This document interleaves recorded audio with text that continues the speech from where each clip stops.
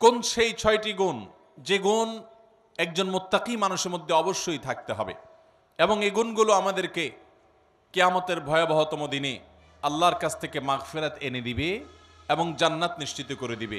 জানা দরকার আছে না নাই? আসুন আমরা সেই 6টি গুণের সাথে পরিচিত হই। যদিও মুত্তাকিদের প্রায় 40টিরও বেশি গুণের কথা কোরআনে আল্লাহ তাআলা আলোকপাত করেছেন। নবী করিম সাল্লাল্লাহু আলাইহি সাল্লামের বহু হাদিসে মুত্তাকিদের বহু গুণের কথা আলোকপাত হয়েছে। সেগুলো নিয়ে একটি দীর্ঘ আলোচনায় আমরা চেষ্টা করেছি মুত্তাকিদের কোরআন হাদিসে যতগুলো গুণ বলেছে সে সবগুলোকে একত্র করার। আজকে শুধুমাত্র আমরা সূরা আলে ইমরানের 133 থেকে 36 আয়াতগুলোর মাধ্যমে এখান থেকে মুত্তাকিদের 6টি বিশেষ গুণের কথা উল্লেখ করব। এই গুণগুলো যদি আপনার মধ্যে থাকে তো আল্লাহর শুকর আদায় করবেন, আর যদি না থাকে এই মজলিসে বসে এইখানেই মনে মনে নিয়ত করবেন যে আল্লাহর কোরআনে একটা গুণের কথা বলা আছে অথচ আমার মধ্যে নাই, আমি কেমন মুসলমান। অতএব এই মসজিদ থেকে নিয়ত করবেন, তাহলে এই গুণটা আমাকে অর্জন করতে হবে ইনশাআল্লাহ। আল্লাহ তাআলা আমাদের সবাইকে এই গুণগুলো অর্জন করে যাওয়ার তৌফিক দান করুন। মোহতারাম হাজরিন, আল্লাহ রাব্বুল আলামিন বলেছেন ওয়াসারিউ ইলা মাগফিরাতিন মির রাব্বিকুম ওয়া জান্নাতিন আরদুহা কাআরদিস সামাওয়াতি ওয়াল আরদ। তোমরা আল্লাহর মাগফিরাতের দিকে দৌড়াও, প্রতিযোগিতা করো, অগ্রসর হও এবং জান্নাতের দিকে অগ্রসর হও, যে জান্নাতের প্রস্থ এই নবমণ্ডল এবং ভূমণ্ডল সমূহের যে দূরত্ব আছে এ দুইয়ের মধ্যে যত পার্থক্য আছে এরকম সেই জান্নাতের দিকে তোমরা দৌড়াও, প্রতিযোগিতা করো, সেদিকে অগ্রসর হও, মুসারাআ করো। আল্লাহর মাগফিরাত এবং জান্নাতের দিকে তোমরা অগ্রসর হও, সেদিকে অগ্রসর হও, সেদিকে আগাও। যেই জান্নাত আল্লাহ তৈরি করেছেন উইদ্দাত লিল মুত্তাকিন, মুত্তাকিদের জন্য। জান্নাত কাদের জন্য তৈরি হয়েছে ভাই? মুত্তাকিদের জন্য। নামে মাত্র মুসলমান, তাকওয়া তাহারাতের নামগন্ধ নাই, জান্নাত তাদের জন্য তৈরি হয় নাই ভাই। জান্নাত তৈরি হয়েছে আল্লাহর সেসব বান্দাদের জন্য যারা শুধু নামে মুসলমান না, যারা মুসলমানের মধ্যে আফার ক্লাসের মুসলমান, যারা মুত্তাকি। আল্লাহ তাআলা আমাদের সবাইকে মুত্তাকি হওয়ার তৌফিক দান করুন। ভাইরা আমার, মুত্তাকি হওয়ার চেষ্টা করব তো ইনশাআল্লাহ। আসুন মুত্তাকিদের বৈশিষ্ট্য জেনে নেই। কি তাদের বৈশিষ্ট্য? 1 নম্বরের বৈশিষ্ট্য আল্লাহ তাআলা বলছেন আল্লাযীনা ইউনফিকুনা ফিস সাররাই ওয়াদ দাররা। 1 নম্বরের বৈশিষ্ট্য হলো তারা সুখে দুঃখে, যখন তাদের সচ্ছলতা থাকে তখন, আবার যখন টাকা পয়সার টানাটানি থাকে তখন, সব সময় তারা আল্লাহকে খুশি করার জন্য যে জায়গায় দান করলে আল্লাহ খুশি হবেন, ভালো কাজে, অসহায় মানুষের সেবায়, মসজিদ মাদ্রাসায়, কল্যাণমূলক কাজে, সাদকায়ে জারিয়ায়, যে কোনো ভালো কাজে আল্লাহকে খুশি করার জন্য দান করে। দুনিয়ার মানুষের জন্য কাছে বাহবা পাওয়ার জন্য না, দান কার জন্য হবে? আল্লাহকে খুশি করার জন্য। এমনকি আরশের নিচে ছায়া পাওয়া মানুষগুলোর মধ্যে থেকে 7 শ্রেণী মানুষের ভিতরে 1 শ্রেণী হলো যারা দান করে, এমনভাবে দান করে যে তারা এক হাতে দান করে, অন্য হাতও টের পায় না। আর আমাদের তো আজকাল আল্লাহ তাআলা কোনো ভালো কাজ করার তৌফিক দিলে, একটু দানের তৌফিক দিলে, আমরা নাম বলতে বলতে, প্রকাশ করতে করতে, নাম ফুটাইতে ফুটাইতে, জাহির করতে করতে ওইটার সওয়াবের আর কিছুই বাকি থাকে না, বরং সেটা শিরকে আসগরের গুনাহে লিপ্ত হয়ে যেতে হয় রিয়া করার কারণে। মোহতারাম হাজরিন, এই জন্য মুত্তাকিদের 1 নম্বরের বৈশিষ্ট্য হলো সচ্ছলতায় অনেকে দান করে, কিন্তু আল্লাহর এই মুত্তাকি বান্দারা শুধু সচ্ছল থাকলেই দান করবে না, দিনকাল যখন একটু খারাপ যায়, কেনা বেচা দোকানে একটু কম হয়, তখনও সে অকাতরে দেয়, দিতে থাকে, কোনো কার্পণ্য করে না। তাহলে এই বৈশিষ্ট্যটা আমাদের, যার মধ্যে যতটুকু ঘাটতি আছে, এই মাহফিল থেকে, মজলিস থেকে আসুন মনে মনে নিয়ত করে নেই যে ইনশাআল্লাহ এখন থেকে আল্লাহ তাআলা আমাকে যতটুকু তৌফিক দিবেন ওখান থেকে আমি কিছু আল্লাহর রাস্তায় দান করব, আল্লাহকে খুশি করবার জন্য দিব। এবং যখন আমদানি ইনকাম অনেক ভালো তখনও দিব, যখন ইনকাম নাই, একেবারে টানাটানি আছে, ওখান থেকে একটু বাঁচিয়ে হলেও দিব। কারণ আল্লাহ তাআলা আমার দানের পরিমাণ দেখবেন না, আল্লাহ দেখবেন আমার সামর্থ্যের তুলনায় আমি কতটুকু করলাম। ঠিক না বে ঠিক? ভাইরা আমার, সাহাবা একরাম যা দান করেছেন রাদিয়াল্লাহু তাআলা আনহুম আজমাইন, তারা যা দান করেছেন আজকের যুগে এমন বহু লোক বাংলাদেশে আছে, পৃথিবীতে অনেক দানবীর আছে যারা এত কোটি কোটি টাকা, মিলিয়ন মিলিয়ন বিলিয়ন বিলিয়ন টাকা আল্লাহর রাস্তায় দান করে, দিনের কাজে দিয়ে দেয়, মানুষের সেবায় দান করে, হয়তো ইখলাসের সাথেও দান করে। পরিমাণ এত বেশি যে সব সাহাবী মিলেও এত টাকা দান করার সুযোগ পান নাই। কথা বুঝেন নাই? সাহাবীদের যুগে এত সহায় সম্পদ তো ছিল না। তারা যা দান করেছেন যদি পরিমাণ একত্র করেন, তাহলে আজকের যুগে এমন বহু পয়সাওয়ালা আছেন যে এক একটা মসজিদ মাদ্রাসার পিছনে 20, 50, 100 কোটি আরো অনেক বেশি খরচ করে ফেলেছেন। আছে না নাই? দেখা যাবে যে সাহাবা একরাম সবাই মিলে যা দান করছেন সেগুলোর বাজার মূল্য বের করলে এরকম একজনের দানের সমানও হবে না। এই হলো পরিমাণের অবস্থা। এবার আসেন দেখি ফজিলত এবং মর্যাদার অবস্থা। নবী করিম সাল্লাল্লাহু আলাইহি সাল্লাম বলেছেন সাহাবীদের সম্পর্কে, তোমাদের কেউ যদি উহুদের পাহাড় সমপরিমাণ স্বর্ণ আল্লাহর রাস্তায় দান করে, তো আল্লাহর নবী সাল্লাল্লাহু আলাইহি সাল্লামের সাহাবীদের কেউ সামান্য 1 মুদ পরিমাণ অথবা তার চাইতেও কম পরিমাণ আল্লাহর রাস্তায় কিছু দান করলে সেটার যে পরিমাণ সওয়াব হবে, তোমাদের উহুদ পাহাড় সম পরিমাণ স্বর্ণের দানের সওয়াব ততটুকু হবে না। কিসের কারণে ভাই? তাদের দানের ভিতরে যে ইখলাস ছিল, তাদের জানের ভিতরে যে নিষ্ঠা ছিল, নিয়তের ভিতরে যতটা নির্ভেজাল ছিল, আমাদের দান আজ এতটা নির্ভেজাল। তাদের উপার্জন যত হালাল ছিল, তাদের ভেতরকার নিয়ত যত খালেস ছিল, আমাদেরটা ততটা না। এই জন্য ভাইরা, মুত্তাকি মানুষ হিসাবে আমরা সুখে দুঃখে সর্বাবস্থা দান করব। শুধু দান করলে হবে না, আল্লাহকে খুশি করার জন্য দান করব। আর্থিক ইবাদত পয়সা করে দান করলে এই ইবাদতটার মধ্যে ভেজাল বেশি ঢুকে। এই ইবাদতটার মধ্যে ভেজাল কেন ঢুকে? ভেজাল কারণ নিজের ভেতর থেকে নফস বলে, প্রবৃত্তি বলে, মন বলে, এতগুলো টাকা দিয়ে দিলাম, একটা বারের জন্য যদি আমার নামটা ঘোষণা না দেয় কেমন হয়? আমরা একটু বলতে পছন্দ করি, জাহির করতে পছন্দ করি। কিছু মানুষকে শুনাইতে পারলে নিজের কাছে একটু ভালো লাগে যে হ্যাঁ, তারা জানবে আমি দান করছি। এই রোগটা আমাদের মধ্যে আছে না নাই? ভাইরা আমার, এটা কোনো ভালো গুণ না। হ্যাঁ, কোনো ব্যক্তি যদি প্রকাশ্যে দান করে, মজলিসে দাঁড়াইয়া 50,000, 1 লাখ টাকা কোনো ভালো কাজে দিবে নিয়ত করেন, তার উদ্দেশ্য থাকে যে আমার এটা শুনে আমার বন্ধু বান্ধব অনেকে আছেন তারাও অগ্রসর হবে, তাহলে সেটা ভালো। মানুষকে উৎসাহিত করার উদ্দেশ্যে করছি, আমি দানবীর এটা জানানোর দরকার নেই, এই উদ্দেশ্যে করলে ভালো। কিন্তু ভাইরা আমার, কিছু দান থাকতে হবে যেই দানগুলো আমি জানি, আমার রব জানেন, আমার স্ত্রীও জানেন না, আমার বন্ধু বান্ধবও জানেন না, মা বাপও জানেন না, ছেলে মেয়েরাও জানে না। এরকম কিছু দান রাখার চেষ্টা করতে হবে ইনশাআল্লাহ।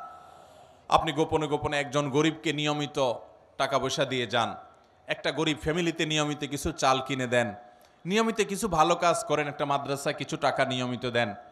আপনি জানেন আর আপনার মালিক জানে, পরিবারের কাউকে জানেন না, বলান না। এরকম কিছু নিরালা, এরকম কিছু নিবৃতে দান করার চেষ্টা করব তো ইনশাআল্লাহ। আজকাল ফেসবুকের যুগ, ইউটিউবের যুগ, সোশ্যাল মিডিয়ার যুগ। 2, 4, 10 টাকা দান করার পর ওইটা জাহির করতে করতে, পোস্ট করতে করতে, ওইটার জন্য লাইক কমেন্টের ধান্দা করতে করতে আমরা আমাদের আমলগুলোকে বরবাদ করে ফেলি। ঠিক না ঠিক ভাই? অতএব সুখের সময় দান তো অনেকেই করে, দুঃখে কষ্টের সময়, টানাটানের সময় আমরা দান করব তো ইনশাআল্লাহ। যতটুকু আছে ওখান থেকে কষ্ট করে দান করব। অনেক সময় কষ্টের সময়ের 10 টাকা সচ্ছল সময়ের 10,000 টাকার চাইতে বেশি উত্তম হতে পারে।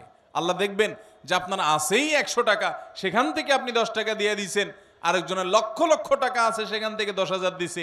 অতএব ত্যাগের পরিমাণ বেশি। অতএব সর্বাবস্থা দান করব তো ইনশাআল্লাহ। ইমানদার এবং মুত্তাকি যাদের জন্য জান্নাত তৈরি করা হয়েছে, তাদের দ্বিতীয় বৈশিষ্ট্য হলো ওয়াল কাযিমিনাল গাইজ, যারা তাদের ক্রোধ, গোসা এবং রাগকে সংবরণ করে। বহু মানুষ আছে ভাইরা আমাদের সমাজে, রাগ উঠলে আর মাথা ঠিক থাকে না, আছে না নাই? বরং বেশিরভাগ মানুষই আমরা এই রোগের রোগী। কি বলেন? রাগ উঠলে মাথা ঠিক থাকে না। জান্নাত যাদের হবে, যারা জান্নাতের মালিক হবে, যারা আল্লাহর পক্ষ থেকে মাগফিরাতকে পুরস্কার হিসাবে পাবে, ক্ষমা লাভের তৌফিক হবে যাদের, এই মানুষগুলোর দ্বিতীয় বৈশিষ্ট্য, মুত্তাকিদের বৈশিষ্ট্য আল্লাহ বলেছেন ওয়াল কাযিমিনাল গাইজ, তারা রাগ ক্রোধকে কি করবে? নিয়ন্ত্রণ করবে, সংবরণ করবে, আটকে ধরে রাখবে। একটা জায়গায় মারাত্মক মেজাজ গরম হয়েছে কারোর উল্টাপাল্টা কথার কারণে, এমন রাগ উঠছে, এখন মনে চাচ্ছে যে ধরে কয়েকটা লাগাই দেই, উথাম থাম মারি, দু চারটা মুখ খারাপ করে বলে ফেলি, একটু ভাঙচুর করি, চিল্লাচিল্লি করি, করার সুযোগও আছে। কিন্তু ওই যে জান্নাত পাওয়ার আশায়, আল্লাহর কাছে প্রিয় বান্দা হওয়ার আশায়, আল্লাহর কাছ থেকে কিয়ামতের ময়দানে ক্ষমা লাভের আশায় সে নিজের রাগটাকে নিয়ন্ত্রণ করে, সংবরণ করে, হজম করে ঢোক গিলে ফেলেছে। রাগটা প্রকাশ করে নাই, বহুত কষ্টে মুখটা লাল হয়ে গেছে, কিন্তু মুখ দিয়ে কিছু বাইর হয় নাই, হাত দিয়ে কিছু করে নাই, জায়গা থেকে সরে গেছে, ওই স্থান ত্যাগ করে গেছে, নিজেকে নিয়ন্ত্রণ করার চেষ্টা করছে। আল্লাহর এই বান্দারা অনেক শ্রেষ্ঠ বান্দা, অনেক প্রিয় বান্দা। এই গুণটা আমাদের আনার জন্য যুদ্ধ করতে হবে, নিজের সঙ্গে সংগ্রাম করতে হবে।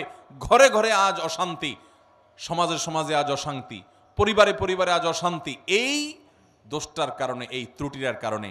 স্বামীর কথা স্ত্রী সহ্য করে না, স্ত্রীর কথা স্বামী সহ্য করে না, বাপমার কথা ছেলে মেয়ের সহ্য হয় না, ছেলে মেয়ের কথা বাপমার সহ্য হয় না, ভাইয়ের কথা ভাইয়ের সহ্য হয় না, কাস্টমারের কথা দোকান মালিকের সহ্য হয় না, মালিকের কথা শ্রমিকের সহ্য হয় না, একজনেরটা আরেকজনের সহ্য হয় না, আর লেগে যায় গন্ডগোল। দুনিয়াতেও ক্ষতিগ্রস্ত হয়, লজ্জিত হয়, লাঞ্ছিত হয়, ছোট হয়, আখিরাতেও তার ধ্বংস হয়ে যায়। ঠিক না বে ঠিক? এক সাহাবী এসে বলছেন, ইয়া রাসূলুল্লাহ আউসিনি, আমাকে আপনি একটু উপদেশ দেন।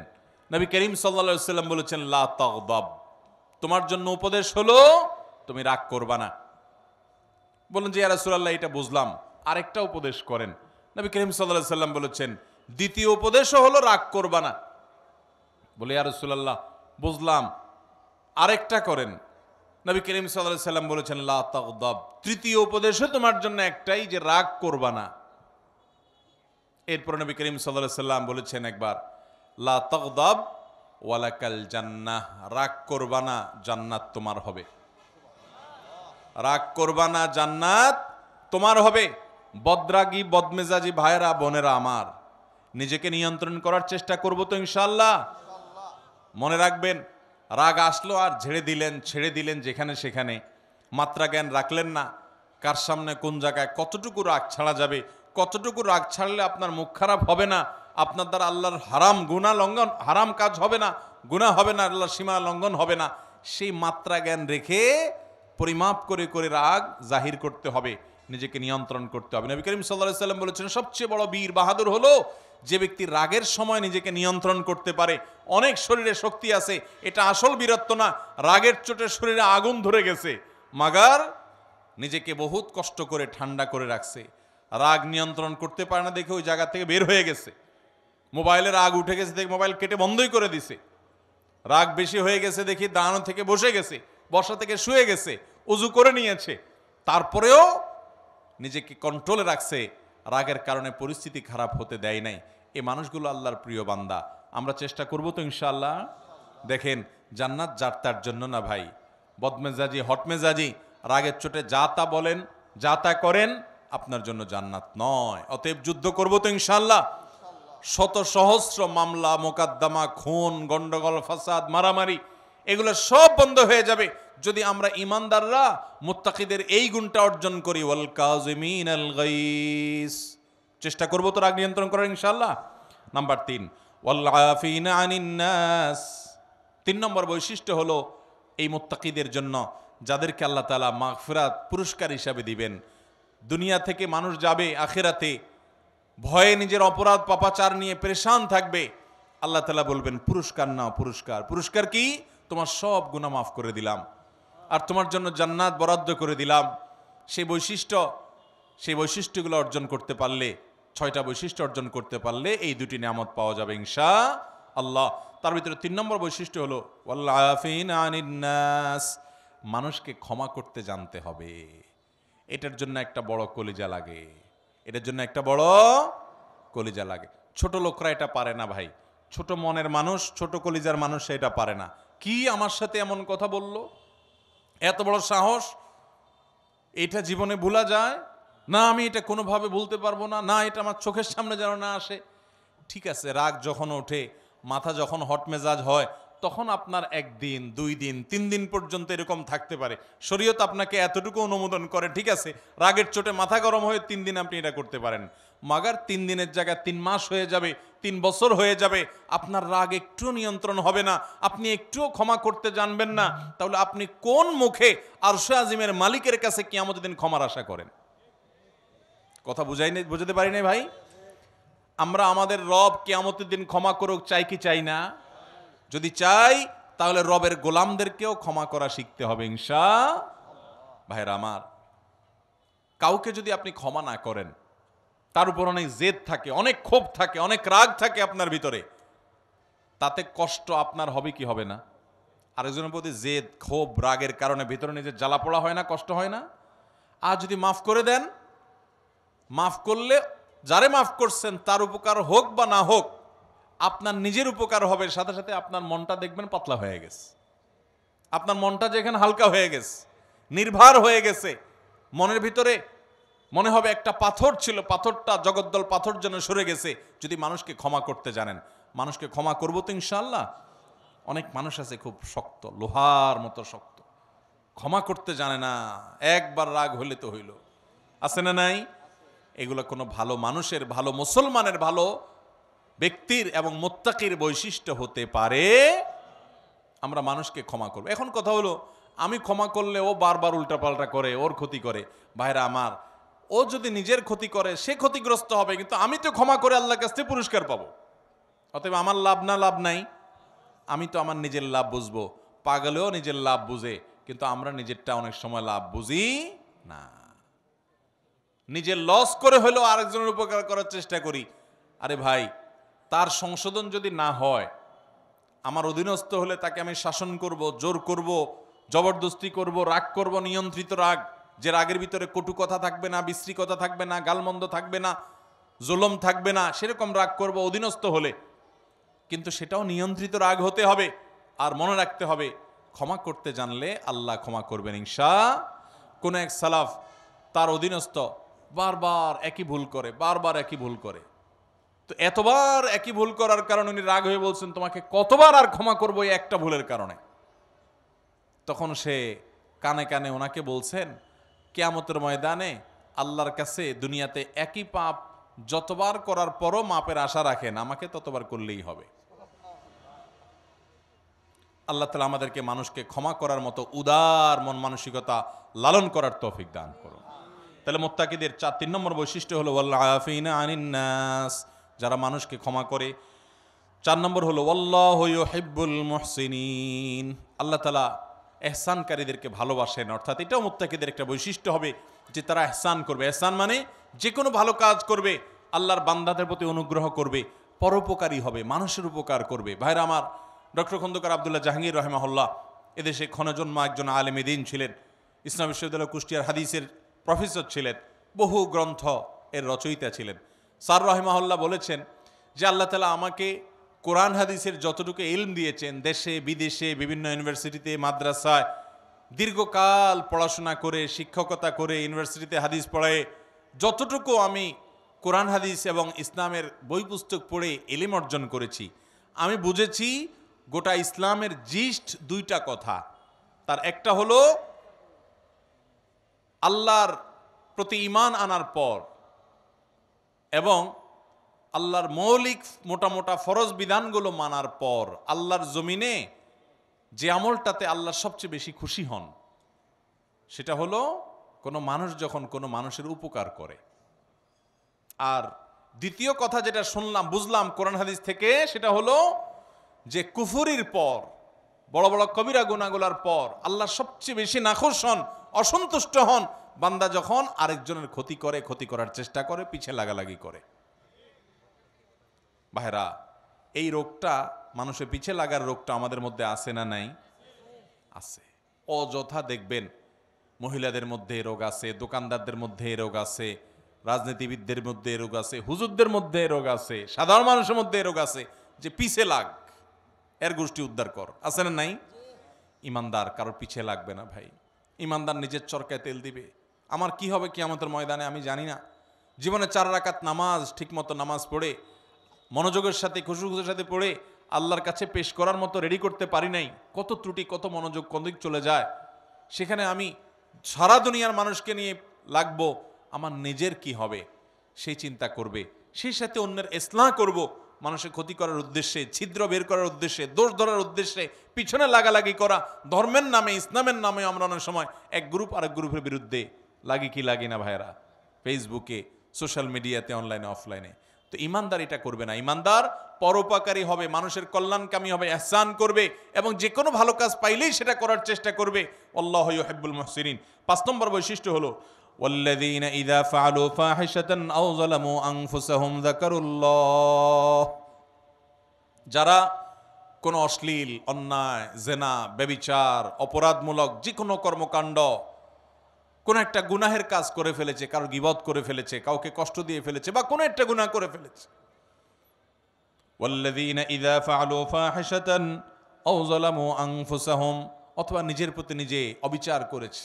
ভাইরা আমার, আমরা গুনাহ করলে কার ক্ষতি হয়? আল্লাহর ক্ষতি হয়। আল্লাহর কোনো হুকুম লঙ্ঘন করলে আল্লাহর ক্ষতি হয়। আল্লাহর কোনো ঠেকা আছে ভাই? আমরা দুনিয়ার সব মানুষ মিলে যদি একত্র হয়ে সবাই মিলে যদি হারামে চলে যাই, আল্লাহর কোনো লস আছে? আল্লাহর কোনো লস নাই। আর আমরা সবাই মিলে যদি আল্লাহর গোলামি শুরু করে দিই, আল্লাহর কোনো লাভ আছে? আল্লাহর কোনো ঠেকা নাই ভাই। তো এই জন্য নিজে অপরাধ করে, পাপ করে যে নিজের প্রতি যে অবিচার করি, আও যালামু আনফুসাহুম, নিজের প্রতি যদি নিজে অবিচার করেন, অশ্লীল কাজে লিপ্ত হন, এরকম কোনো কাজ করার পর যাকারুল্লাহ, আল্লাহর কথা স্মরণ হয়, রে আমার সৃষ্টিকর্তা আল্লাহ তো দেখছেন, তার কাছে তো জবাবদিহি করতে হবে, এটা মনে হওয়ার সঙ্গে সঙ্গে ফাস্তাগফারু লিযুনুবিহিম, সাথে সাথে ওই অপরাধের জন্য আল্লাহর কাছে মাপ চায়। ওমাইয়া ফিরুদ্দুনুবা ইল্লাল্লাহ, আর সে জানে আল্লাহ ছাড়া কেউ মাফ করতে পারবে না এই অপরাধ থেকে, এজন্য সে আল্লাহর কাছে ওইভাবে কায় মনোবাক্যে মাপ চায়। এই বৈশিষ্ট্যটা থাকবে যাদের, মুত্তাকিদের, যে কোনো গুনাহ হলে, মানুষ হিসাবে গুনাহ হয়ে যেতে পারে, যখনই গুনাহ হয়ে যাবে সাথে সাথে বিলম্ব না করে দ্রুততার সাথে আল্লাহর কাছে মাপ চাইবে, আল্লাহর কথা স্মরণ হবে, আরে আমি তো এটা করতে পারি না, ইমানদার হিসাবে, জান্নাত প্রত্যাশী মানুষ হিসাবে সে আল্লাহর কাছে মাপ চাবে। 6 নম্বর বৈশিষ্ট্য হলো ওয়ালাম ইউসিরু আলা মা ফাআলু ওয়া হুম ইয়ালামুন, এবং একটা পাপ একবার হয়ে গেলে নিজেকে নিজে সে ভৎসনা করে, রাগ করে, নিয়ন্ত্রণ করে, আর সে সেই অপরাধের ধারে কাছেও যায় না। একবার হয়ে গেছে, আল্লাহর কাছে মাপ চাইছে, আর যেন না হয় সেজন্য সে আপ্রাণ চেষ্টা করে। এটা হলো 6 নম্বরের বৈশিষ্ট্য। এই বৈশিষ্ট্যগুলো আবারও আমি এক নজরে বলে দিচ্ছি। নাম্বার 1, যারা দান করে সুখে দুঃখে সর্বাবস্থায়। নাম্বার 2, যারা নিজের রাগ গুসাকে নিয়ন্ত্রণ করে, কন্ট্রোল করে। নাম্বার 3, যারা মানুষকে ক্ষমা করে। নাম্বার 4, যারা মানুষের প্রতি ইহসান করে এবং যে কোনো ভালো কাজ সে করার চেষ্টা করে। নাম্বার 5, কোনো অশ্লীল কাজ করলে, কোনো গুনাহের কাজ করলে, নিজের প্রতি নিজে জুলুম অবিচার করে ফেললে সাথে সাথে আল্লাহর কথা স্মরণ হওয়ার সাথে সাথে সে ক্ষমা চায়, মাপ চায়, ফিরে আসে। আর নাম্বার 6, সেই পাপ কাজ আর কখনো করে না। এই 6টি বৈশিষ্ট্য যাদের থাকবে, আল্লাহ বলেছেন উলাইকা জাযাউহুম মাগফিরাতুম মির রাব্বিহিম ওয়া জান্নাত, এই লোকগুলোর আল্লাহর পক্ষ থেকে কিয়ামতের ময়দানে এই 6টা বৈশিষ্ট্য নিয়ে যদি কেউ যেতে পারে, তো আল্লাহর পক্ষ থেকে সে ক্ষমা এবং মাগফিরাত এটা পুরস্কার হিসাবে গ্রহণ করবে এবং জান্নাত লাভ করবে। তাজরি মিন তাহতিহাল আনহার, যার তলদেশ দিয়ে নহর প্রবাহিত হবে, সেই চিরসুখের ঠিকানা জান্নাত পাবে। খালিদিনা ফিহা, সেখানে সে চিরকাল থাকবে। ওয়া নি'মা আজরুল আমিলিন, আর আল্লাহর জন্য আমলকারী বান্দাদের পুরস্কার কতই না সুন্দর এবং উত্তম হবে ইনশাআল্লাহ। মুত্তাকিদের এই 6টা গুণ অর্জন করার চেষ্টা করব তো ইনশাআল্লাহ। আমি যেটা শুরুতে বলেছি এখন আবারও বলছি, আপনার আমার ভিতরে সেটা আছে না নাই ওইটা রিলেট করি, ওইটা খেয়াল করি, যেটা নাই ওইটা আনার চেষ্টা করি, করবো তো ইনশাআল্লাহ। আল্লাহ তাআলা আমাদের সবাইকে তৌফিক দান করুন।